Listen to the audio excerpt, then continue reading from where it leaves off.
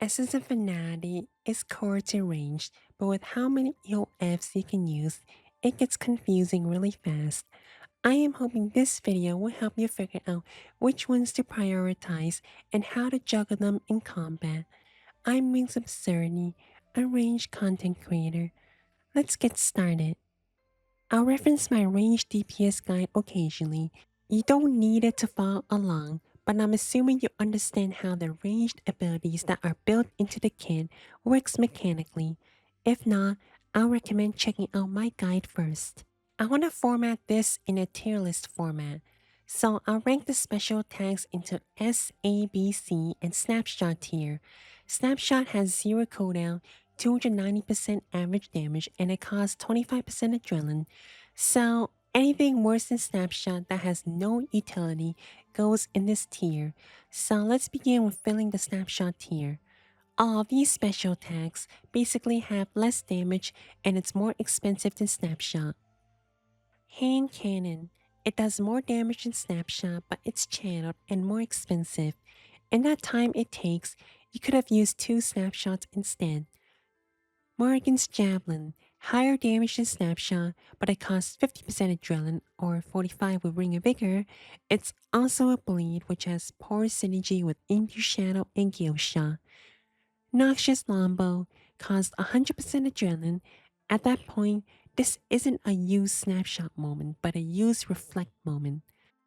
And finally, Zamorak Bow. This special attack fell off after the Combat Modernization update. It does 340% damage, but it costs 40% adrenaline or 36% with Ring of Vigor. It does the same amount of hit splats as Snapshot, but its adrenaline cost makes it harder to spam. It's much easier to spam Snapshot than it is to spam Zamorak Bow. With Snapshot tier out of the way, let's go through some C tier special attacks.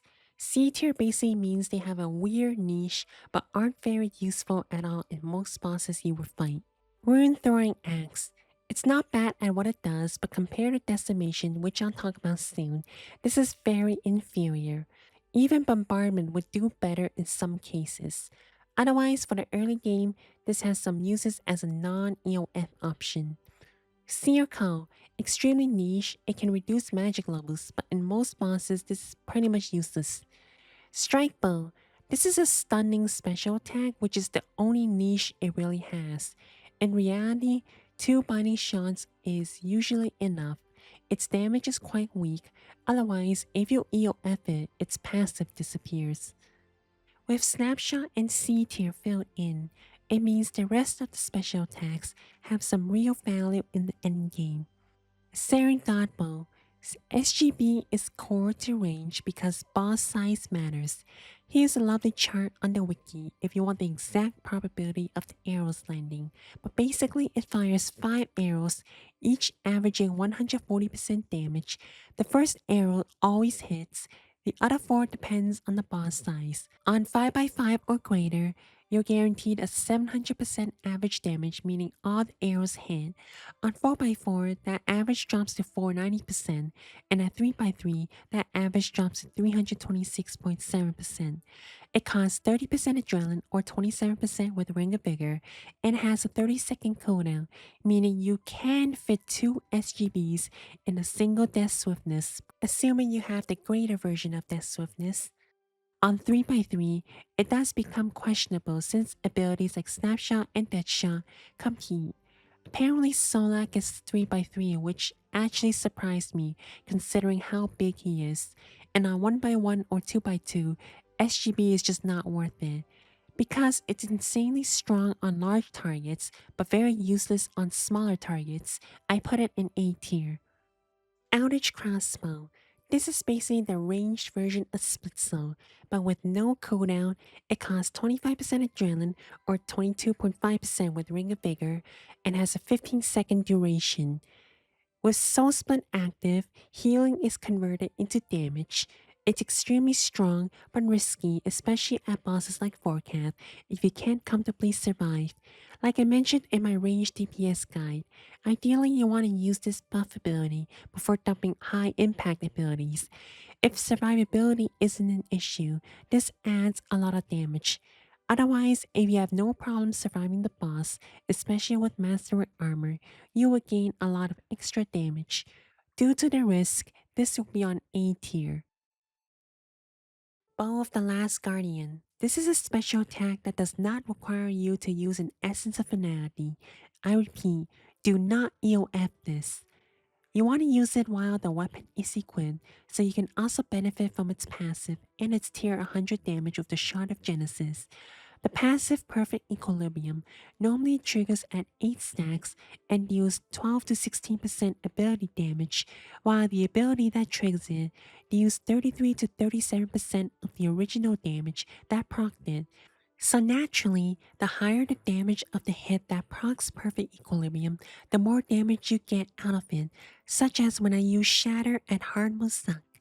The special attack itself deals around 245% average damage, which is actually weaker than Snapshot, and costs 5% more adrenaline or 2% more adrenaline with Ring of Vigor than Snapshot, so on its own the spec isn't anything special. However, what makes it incredibly strong is that it refreshes and enhances the passive by reducing the required stacks from 8 to 4.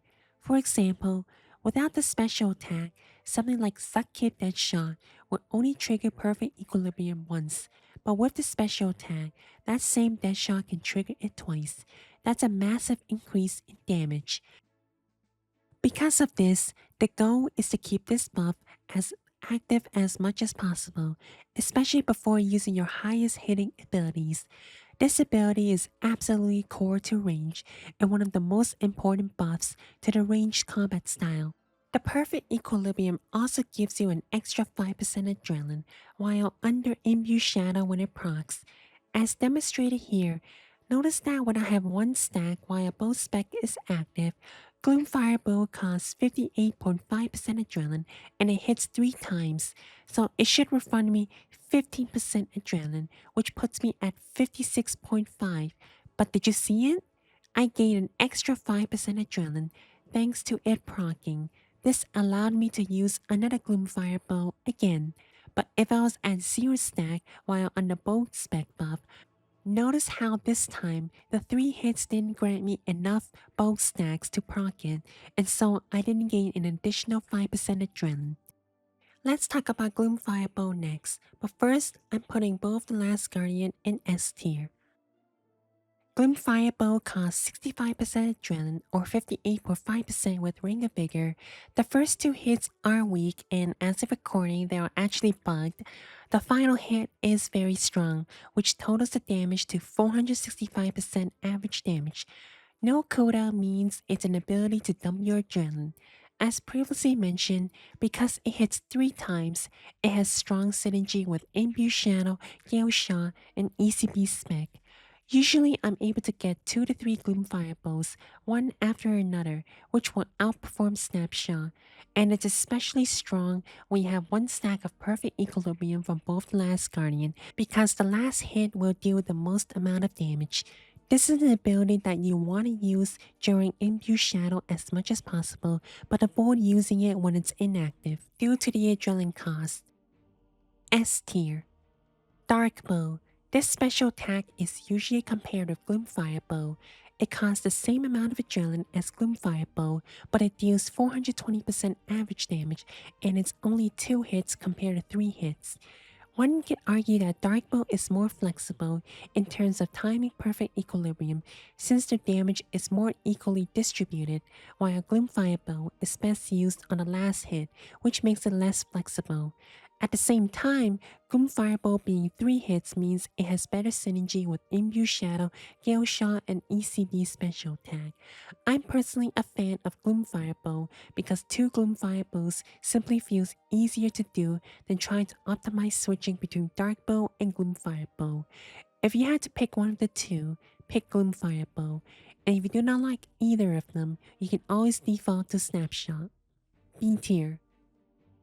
Saradomin Bow is less about the damage and more about its utility. It costs 30% adrenaline or 27% adrenaline with Ring of Vigor. It deals a puny 135 to 145% damage. The damage you would deal won't heal you right away, So if you did 4,634 damage, for example, with a Saradomin Bow, the healing will be distributed for the next 15 seconds. So for every 3 seconds, it will heal you slowly for 926 life points every 3 seconds. If you use the spec again while it's still active, it will override the existing one with the new damage you dealt. And if there's a boss that reduces the amount of damage you do, or a weird situation where it doesn't work on Zamorak's green HP bar, Ratchet's purple bar, you would get reduced or no healing at all. In most situations where you mostly find surviving without it, then you won't really need it. However, if you're doing content where the damage you take is overwhelming, or you're doing endurance challenges like Suck or Solo AoD, then this EoF will shine. For what it does as an utility, it does well at its job. It also stacks with Guthix Bow EoF. For me, because I'm terrible at soul split flicking, this EoF has made my life a lot easier. A tier, but it could be B for you. Guthix Bow is the same thing as Saradomin Bow, except it deals more damage at a cost of 35% Adrenaline or 31.5% with Ring of Vigor. The healing is slightly weaker since it will be calculated based on 60% of the damage you dealt. I mostly use it if I need to deal more damage but can live with a weaker healing, or I use it to complement with Saradomin Bow. Most of the time, Saradomin Bow is enough. B tier. It could be C tier for you, but I'm leaving it on B. Decimation allows you to hit multiple enemies in a 7x7 grid. I made a whole video on this before if you want a more detailed information on how it works, but basically this is the most superior AoE special attack that range will have access to. It will interact well with Imbue Shadow, meaning the more targets, the more adrenaline refunded. It was incredibly powerful at Harmless Zuck, which helped me achieve Grandmaster Zuck with purely ranged. For what it does, it is very critical for ranged AoE. For example, Solak's Armored Legs allows you to hit both of them. Archglacier the minions get hit. Amaska Cats, they just disappear. You can see the potential here. A tier. But depending on the boss you're doing, it's pretty leaning towards S tier. I'll put it in A tier since it's useless if the boss has no minions. We all know range is a very EoF switch heavy style, even though Snapshot now has 0 seconds cooldown, which helped a lot. The two most important EoFs will always be Seren Godbow and Eldritch Crossbow. If you want to keep things simple, you can honestly get away with just those two EoFs and still perform well. At most, if applicable, your highest DPS setup will usually involve Seren Godbow EoF, Eldritch Crossbow EoF, and Gloomfire Bow EoF. The other EoFs, Saradomin Bow, Guthix Bow, and Decimation, are more situational and only come into play when you specifically need their utility. Now that I've ranked all these special attacks and explained what they do and why they matter, let's ask a more important question. How do you actually know when to equip them and use them? If you're strictly following a rotation, then sure, you probably can rely on that if you're quick enough. But for someone like me who plays more impromptu, it's not always that clean. Sometimes I don't switch fast enough, I equip the wrong EoF, or I accidentally use the same EoF twice, and that's where things start to fall apart. And so my solution is simple. Pre-equipping EoFs. I know, it sounds obvious, but hear me out.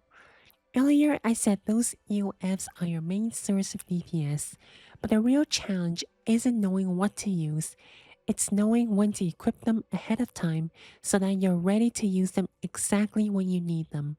So let's talk about pre-equipping. Let's start with your preset. Depending on the boss that I'm doing, I'll have different EoFs equipped by default.